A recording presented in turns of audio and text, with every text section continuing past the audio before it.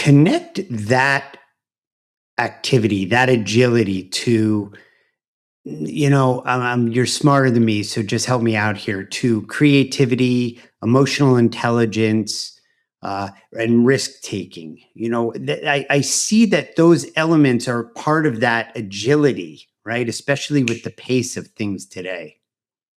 Yeah, I think so. Emotional intelligence, and I think it's such a mission critical both seller and leader competency. By the way, there's research: 59% of sales performance today comes down to EQ, and Mhm. and obviously the ability to understand the feelings and experiences of someone else.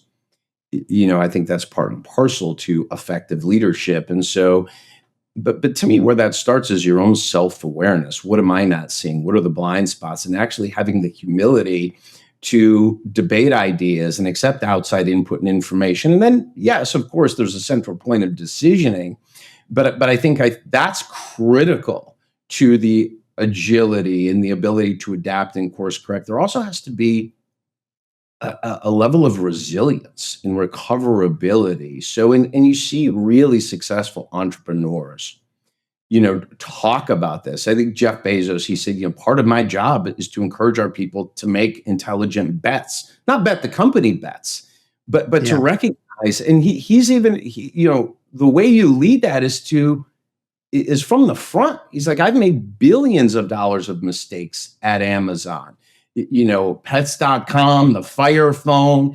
He said, but it only takes one or two successes to make up for those things. But if you're and so that resilience, that recoverability, that failure tolerance, it's necessary to be innovative. You asked about words that leaders use. Innovation is it's one of the big buzzwords. And so I would inspect that with a little bit. So tell me about a recent project that failed and what did you learn? And how do you manage around mistakes? So if you're not doing those things, you're not an innovative team or an innovative company. And I think so. Those things are part and parcel to agility. It's self-awareness, the ability to confront reality, understanding that success is iterative, and baking that into not only the way you lead, but the culture of the team. Like you, I came from a Fortune 500 company, but I have a small team. But I could go to them today and say, tell me what three experiments you're running and how are they going? And the goal of the experiment isn't some big breakthrough. It's to get feedback and to learn and to have a data set that allows us to make the next best decision. And so, you hear about these words like, innovation and risk tolerance, like there's some big fortune. No, these are things we can bake into any size business. And I actually think this is also part of the entrepreneurial competency. Sitting with you today, I know full well my business is going to look different 12 months from now. I don't know For sure. exactly, but we're on that journey. Yours too, right? And so I think that agility, it's part of what makes business exciting, but you have to lead it correctly.